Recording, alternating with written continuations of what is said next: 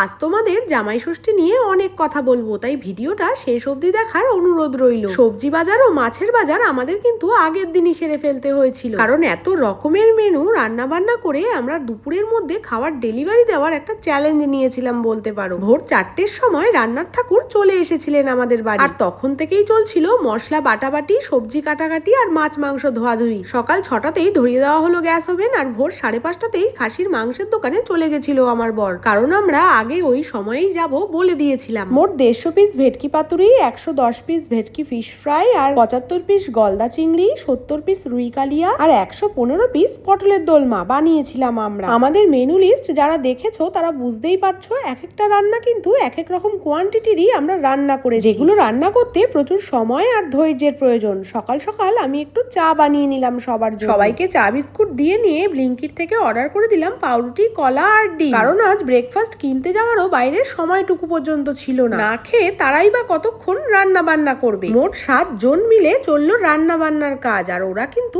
4টে gas oven ধরিয়ে দিয়েছিল। কোনোটায় মাছ মাংস ভাজছে, আবার কোনোটায় সেদ্ধ করছে, তো আবার কোনোটায় মাছ মাংসের মশলা কষাচ্ছে। এইভাবে সমস্ত রান্না বান্না ওরা কিন্তু শেষ করে দিয়েছিল 10টার মধ্যে। প্রতিটা মেনু নামানোর পরেই কিন্তু পার্সেলিং এর কাজ শুরু হয়ে যাচ্ছিল, কারণ পার্সেলিং করার জন্য ডেকে নিয়েছিলাম রাহুল ভাইকে। ও আর আমার বর মিলে চললো পার্সেলিং এর কাজ। এবার বলবো তোমাদের খাবারের টেস্ট নিয়ে কিছু কথা। বিয়ে বাড়িতে যেমন 200টা লোকের মধ্যে 10টা লোককে আমরা খাইয়ে স্যাটিসফাই করতে পারি না, সেরকম জামাই ষষ্ঠীতেও সেম ব্যাপার। আমরা আমাদের 100% দিয়েও 1% লোককে কিন্তু স্যাটিসফাই করতে পারিনি খাইয়ে, কারণ আমরা যা যা মেনু রান্না করেছি সেই মেনুগুলোর মধ্যে কিছু খাবার কারোর ভালো লাগবে, আবার কিছু খাবার কারোর ভালো লাগবে না। এই যেমন ধরো মাছ বা মাংসের পিস সবার নিজের পছন্দ মতন কারোর কন্টেনারে হয়তো যায়নি, তাই তাদের ভালো লাগেনি। যারা আমাদের মেনশন করে দিয়েছিল মাছ বা মাংসের পিস কেমন লাগবে, তাদের কিন্তু আমরা সেটাই দেওয়ার চেষ্টা করেছি। আমরা আমাদের মেনুর প্রাইস লিস্ট অনুযায়ী কিন্তু কোয়ালিটি মেনটেন করার চেষ্টা করি, আর সব সময় মন থেকে চাই সবাইকে ভালো খাবারটাই খাওয়াতে। আর যা যা মেনু রান্না হয়েছে সব রান্নাই কিন্তু